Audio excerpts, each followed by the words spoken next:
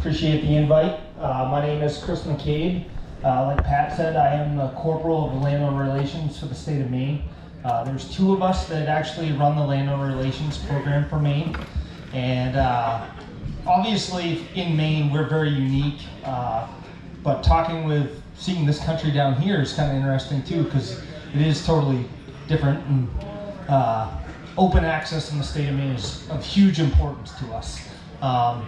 So in the state, we have 94% of the state of Maine is privately owned by large landowners and small landowners. We're very fortunate enough to have those relationships with those landowners. I'm going to stand because I don't like sitting.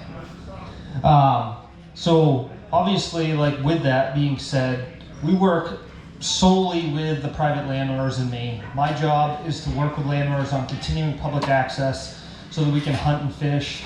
Like I was talking with Lee Cantor earlier, our moose biologist, and it's a really big deal for us to have access in the North Maine woods for moose hunting. So one of the things that I want to talk about tonight is the relationship that everybody has with those private landowners. We see it all the time where our landowners call us, and usually when it gets to my desk, it's usually pretty bad. Usually it's something that maybe we can't fix, maybe we can, but we try to provide landowners with special support. So part of the things that we do in our program are we reach out to private landowners that are having issues. They call us, and we'll use our Outdoor Partners program, which is funding that we get from sportsmen that believe in private access, public access to private land. And we work with those landowners on continuing that storied tradition that we have in Maine. I talked to game wardens throughout the country. I just went to a national conference in Erie, Pennsylvania 2 weeks ago, and talking with them about what I do and the difference that they see in their states. It's hugely different everywhere else. And as you probably all know, like you guys are here, you're here for a reason. You enjoy hunting and you love to share that. So a lot of people tonight, they're here because you're heavily involved in it. You're either a vendor, you're here because you have a video here. But that's a big, big part of this. Like we've talked about it over and over. It's always the thing that working with landowners is very difficult because landowners always remember the bad interactions that they have with people. They never remember the good ones. And really the idea behind our program is that we work with the people that want to have access and give something back. So in Maine, we talk about it all the time, and I always say I'm selling ice to an Eskimo, but it's very difficult to sell public access to private land. They get nothing for it. So in Maine, like they can't receive any money, they can't take money for allowing hunting access, they don't get anything for it. ATVs are a great example. ATVs, they get trail systems put on their land, it gets torn up, and we look at it and we say, well, how can we sell this to a landowner? And it's very, very difficult. But we do have like generous landowners that allow us that access. We're allowed to use their land with no return on it. A lot of that has to do with our like storied tradition in the state of Maine. Like we're very fortunate. Thinking about it on my way down, I was thinking about some of the influencers that are going to be here throughout the weekend, and I was kind of thinking about how everyone saw the federal government trying to sell off public land out west and how much that brought everybody together and having that investment. And really, when I look at it, I want people to think about it as an investment and a call to action. I want people to think to themselves, how are we going to continue this in the future? How are we going to have our kids, our grandkids? Because things are changing. COVID's kind of a timeline, blip in the timeline, but we all talk about it. And there was a big change in Maine. Land ownership changed. The idea of public access on private land changed. People moved to Maine, didn't realize those storied traditions that we've always had. And it's very important from our perspective that we can continue that. I mean, our department relies on this. We don't have a moose hunt, we don't have a deer hunt, we can't manage our species in Maine if we don't have public access. So really what I wanted to do here today is talk to people that are influencers such as yourself, putting stuff online, putting YouTube videos, any of those social media aspect, and just having that in mind when you're putting stuff out there. There's examples all the time of people having stuff on videos. I mean, I'm a game warden. I watch YouTube. I mean, if you want to put stuff on there that's incriminating, please put it on. It makes our job a lot easier. But the reality is, like, you guys are doing it because you love to show off the sport that you're involved in. And what I wanted to say is that just do it in the right way. So there's messaging that you can send. There's leave no trace. There's like doing it the right way, like packing animals out, like not driving out. And as I was riding down here, I was thinking about it, and really it's that call to action of everybody being in support of each other and like continuing this tradition. And it's kind of funny because I was thinking about it, and I talked to Pat about it. I was listening to his podcast the other day, and I won't name names, but we'll talk about vehicles and you'll figure it out. But he talked about taking his Suburban up on a hiking trail, and he popped out, and I just laughed to myself, and I go, well, it's the old school way. And it is. It's definitely a tradition. I mean, people take their vehicles out to go get moose, and I cringe when I see that on social media, that someone takes a Jeep to drive through a clear cut to go get a moose, because it's easier to do that than packing it out. Because for me, I look at that as a long-lasting effect. I look at it as this could have an effect on us having access to that piece of property, because it's just that one bad interaction. Last year, I had a landowner call me. They saw a video that they didn't like. They didn't appreciate the hunter actually putting it online, and it was causing some damage to their wood products. And I had to talk to that person. Like, we had a conversation with them, and it went fine. But it's just the reality that someone didn't think that was actually going to have an effect on everybody else. And that's really the big thing, is like everything that you put out there can have an effect on everybody else. And we see it from our perspective a lot. We see people that shoot too close to a dwelling. And as soon as that person does that, it's a black eye on every hunter around. It's that landowner may have 40 acres that you could have hunted before, and then they're shutting it down. And like one example I had recently was a guy that owns like 3,000 acres in Aroostook County. And he called me up and he says, I'm done, I'm over it. And I just go, oh man, this isn't gonna be good. And he called me and he said, my bulldozer got vandalized. And I'm just like, oh man, this is really bad. Like, this guy's bulldozer got burned or something like that. Like, this is not gonna be good. He said his axe that was his great grandfather's that was in his bulldozer had been stolen. And then he was shutting all his land down. And I was just sitting there thinking to myself, I'm like, man, I could probably replace the axe, but it's not going to be the same one. But I'm like trying to patch that through. And really that's the thing, is like it can have such a long-lasting effect. But there's simple things that you can do, like thanking landowners, putting in your video that this is private land, saying that you've talked to the landowner and you're allowed to have these campsites. You're allowed to go out and do these types of things. It's of huge importance to us. Every day I'm working behind the scenes to try to carry this tradition on. When I became a game warden, believe me, like I thought it was just about catching the intentional violator, catching the bad people that were taking all of our fish and game. And the reality is, I realized probably 8 years ago that I said, the tradition of having access in our state is really where it's at.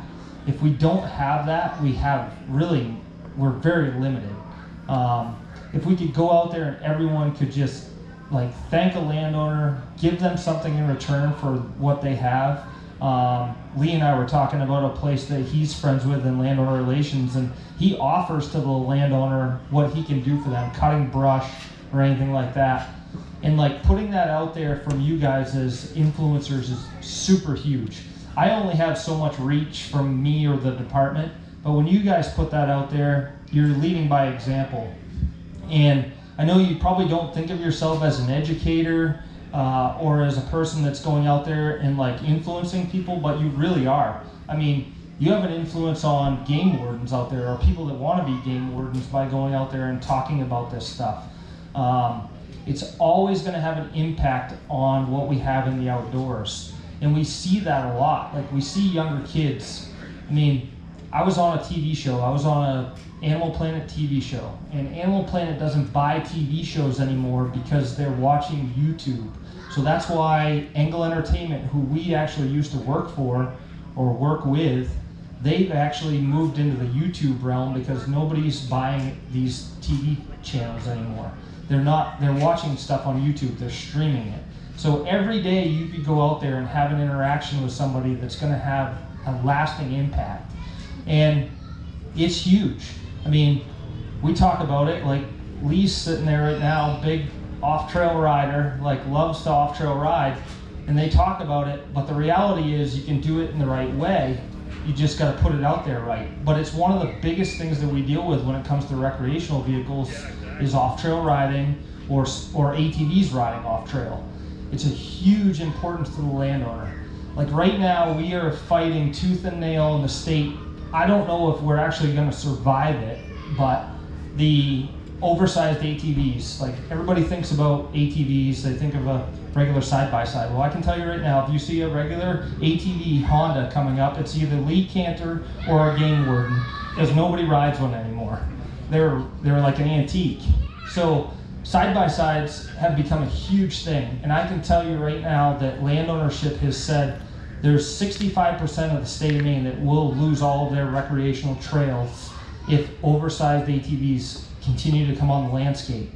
And from my perspective, I look at it as this isn't just ATVs and snowmobiles, this is everything. This ties to all recreation in the state because there's pushback and then there's a lot of give from those landowners to allow that access. So anything that you guys can do out there, like on your social media, influencing, anything like that, just reach out. Like, please feel free to reach out to me. Like, love to work with any of you on anything that you would like to. We're kind of always open to getting that message out there. Like, I've gone on some of the podcasts with Joe. I see Joe in the back. I went on with them, but it's of huge importance to us because we want that tradition to continue. We don't want to lose that.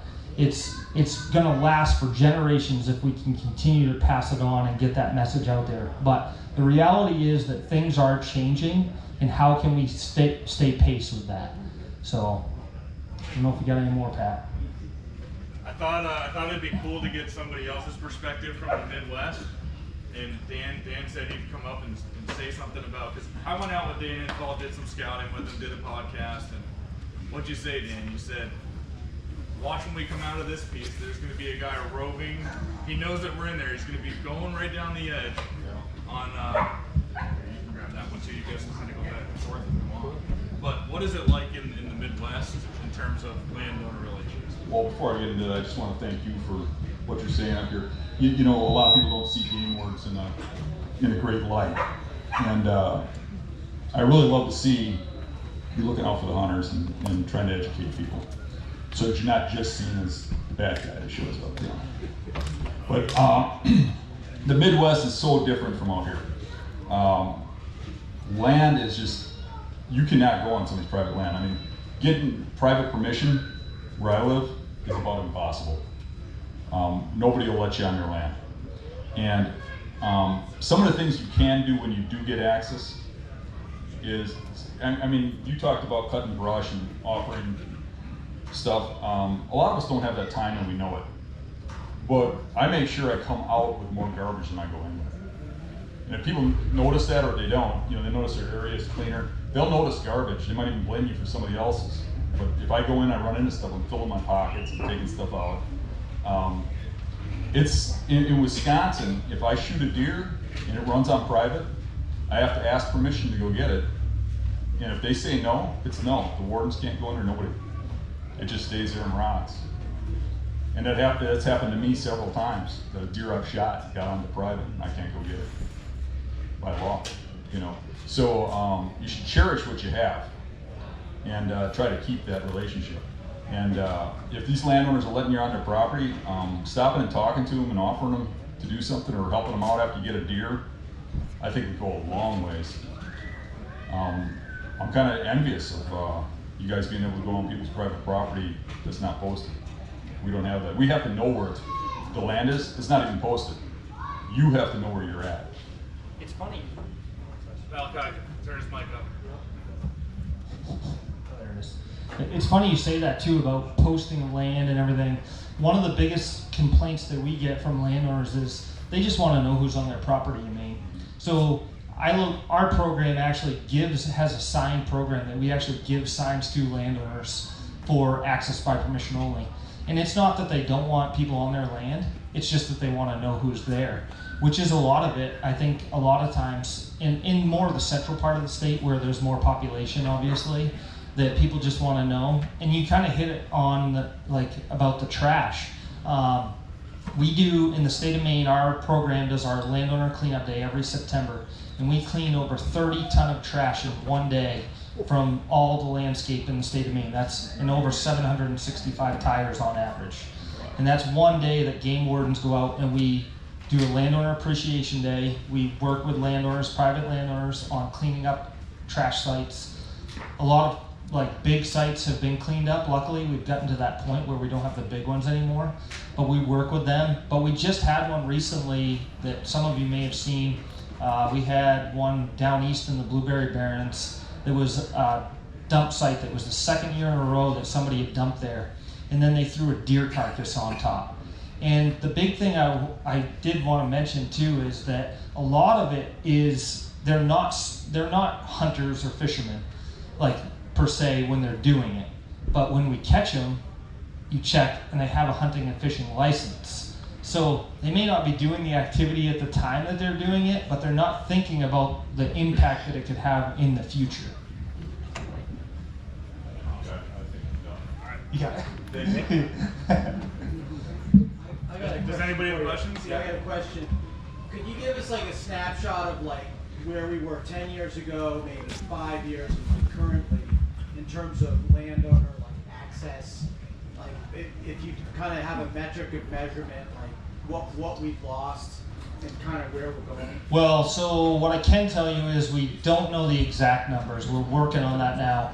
We started in our sign program, which is requests for landowners coming in to look for signs, so access by permission only signs, which when I took this position 5 years ago, I said, I think people are using our access by permission only signs as posted signs. They don't want people on their land. So I wanted to find out exactly where we're losing.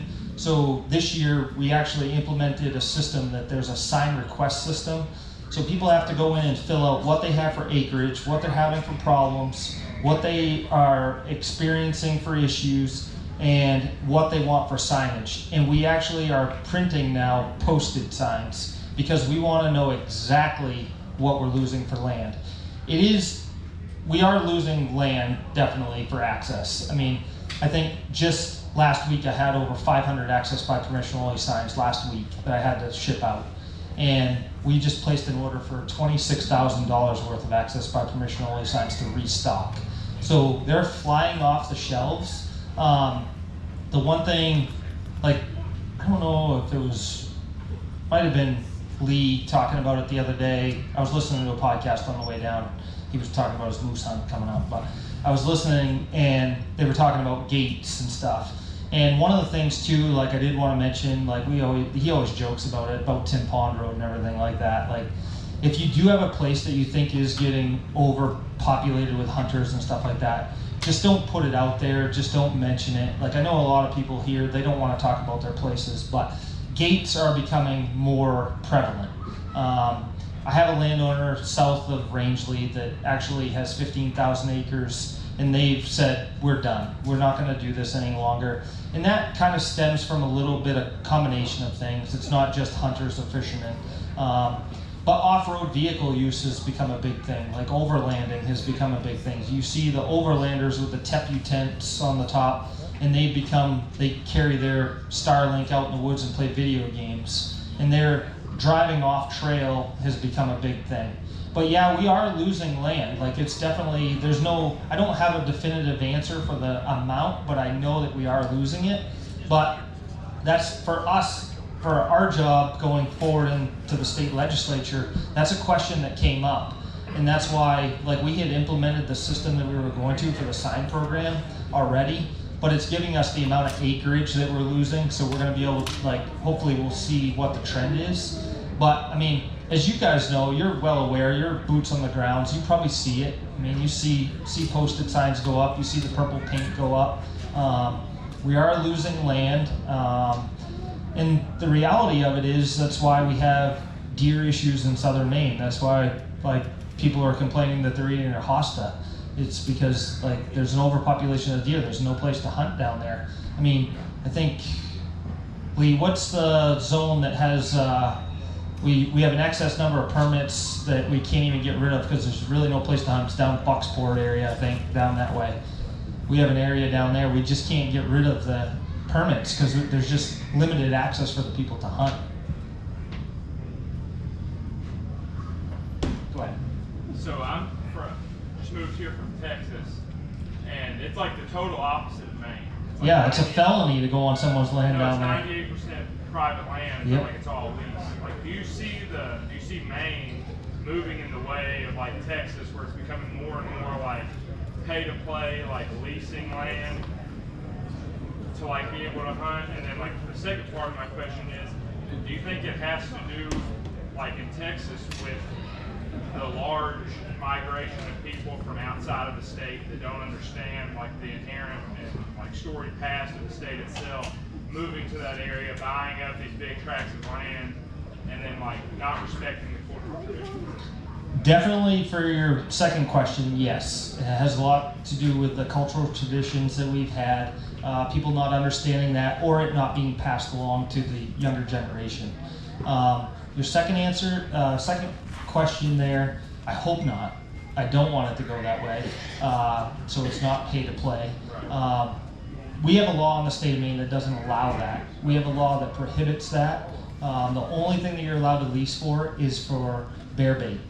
Like, that's the only hunting activity that you're allowed to lease. So we have landowners that allow leasing for bear bait sites. But I will say, like, I mean, I have the conversations with the large landowners quite frequently, and they said if they want to make money, that's where they make money. I mean, they make money in the southern part of the United States on leases. I mean, American Forest Management, they lease all their land down in Georgia and down there, and they make more money on that than they do timber products.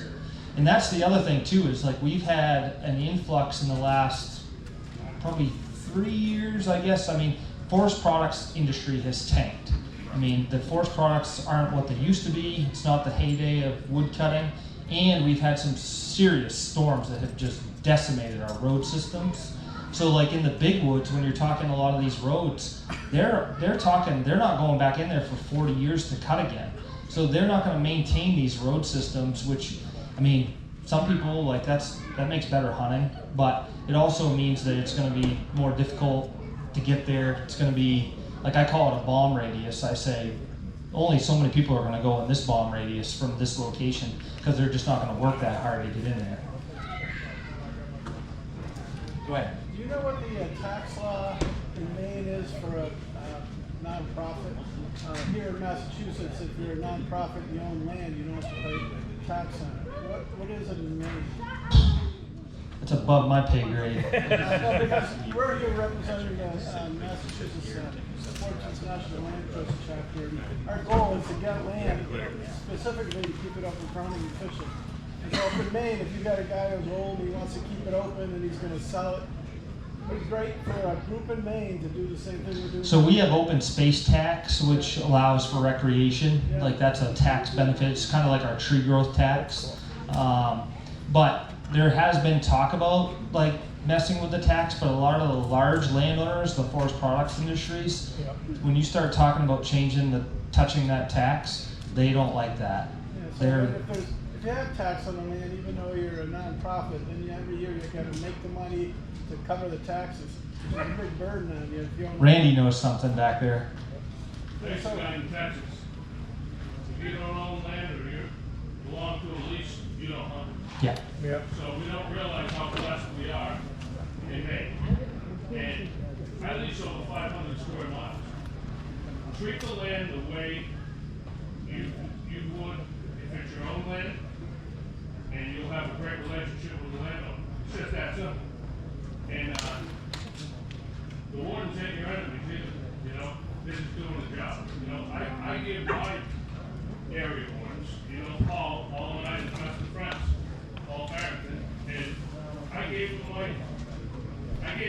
for all my markets. Why wouldn't I want to know that? But I gave them, you know, so if you try to work hand in hand, you'll be fine. But I can tell you this much, the major landowners have realized that they can make the kind of money that they make in places like Texas, leasing land, we're in big trouble. We're in big trouble. Joe, you guys, Joe?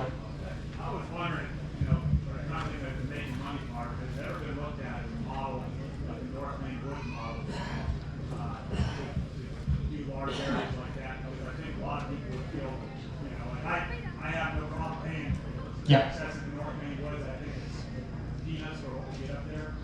And if something like that has to happen, then obviously It's funny you bring that up because I've really been thinking about that as like a model. Because like, I mean, the North Maine Woods is a model. I mean, that's clearly a model. It's been working for a long time. I mean, it's the largest tract of land that we have, and it's numerous large landowners. The only thing that I'm seeing on the landscape now currently is that that's even changing. We have a landowner. There's a landowner that just purchased land up in there that has different opinions, and they have to go before a board. But they're changing the landscape there. They're against wall tents. They don't want people camping unless it's a designated campsite, which we're working on from our program because we understand that having a designated campsite is a good thing because it limits people. But obviously, as you know, like the North Maine Woods, they have rules when it comes down to their commercial campsites as to being a commercial outfitter.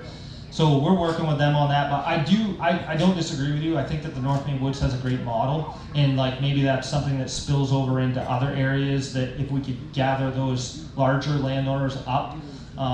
Like I was just thinking on my way down today that like that piece like from really south like through like northeast of Moosehead, like west and like headed over towards Rangeley, if you could get all those large landowners like the Weyerhausers to buy into that on that section, like it would be a huge benefit for sure.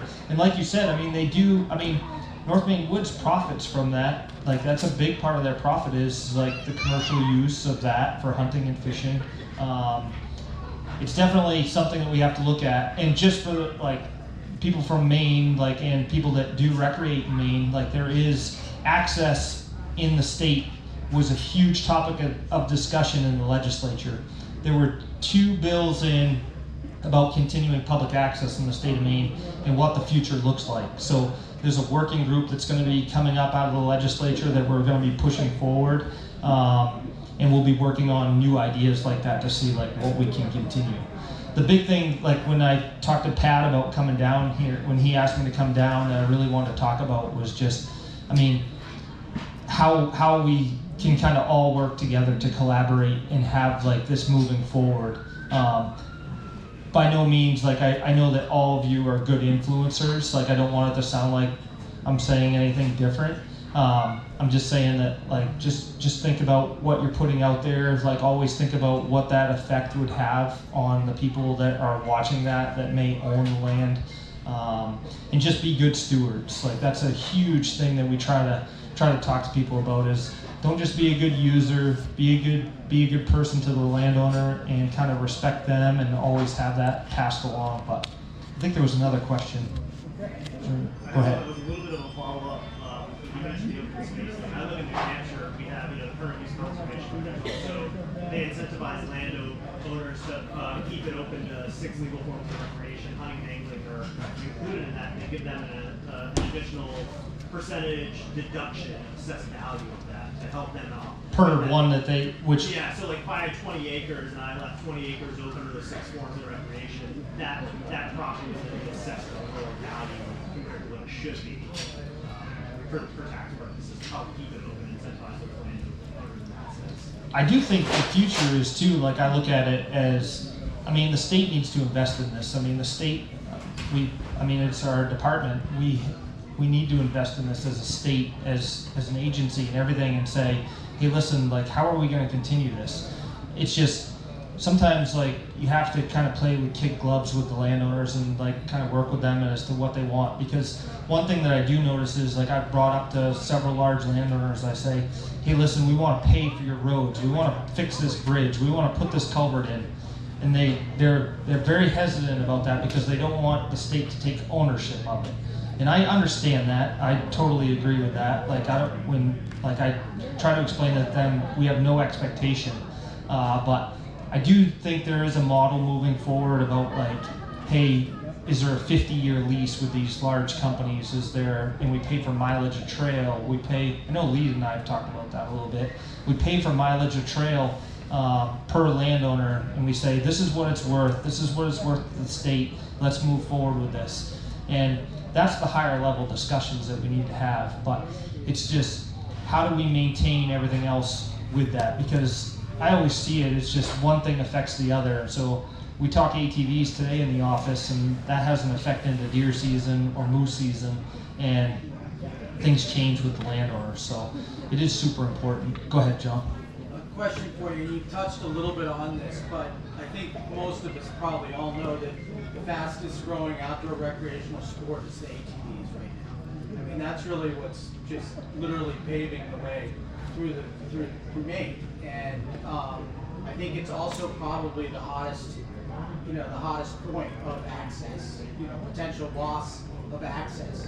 Do you have any suggestions, especially for everyone here that's in the industry, content creators, guides, everything else, if there's some suggestions as to how we could start to kind of separate the two, hunting and keep it kind of off to one side and this ATV access issue another one, because if we're not careful, we're just going to get lumped into what is sort of the hot topic, hot problem. Yeah, we're going to all right. lose because of it. Yeah, because I see what you're saying. I mean, people think of like retrieving an animal with an ATV, and if you show that on a video, you're gonna get lumped into the recreational group of that. Yeah, but I also mean just like trail riding. I just want to go Yep. ride for 100 miles, and I want to do it on an ATV that's oversized for the trail, and then we're upsetting landowners because people are upsetting landowners because of that. And I'm saying, is there a way to try to separate the sort of recreational groups and sort of look at hunting, but then let that be, a separate item, because I think that's what's really threatening, access more than anything else right now. I don't know if I have a good answer for that. I don't know, the ATVs are very polarizing. It's very polarizing, and it's even polarizing dividing the state. From what we're seeing with the oversized ATV stuff, we're getting a lot of pushback from like the northern part of the state. They're saying that we ride roads, we're allowed to do this, just let us do it. And I'm trying to tempt them not to jump off a cliff, because they're going to get more than they want, because it's going to be the only place that you're going to be able to ride an ATV. But yeah, I don't know if there's any good way to divide that. Lee, you got anything? I know your wheels are turning. I don't know one.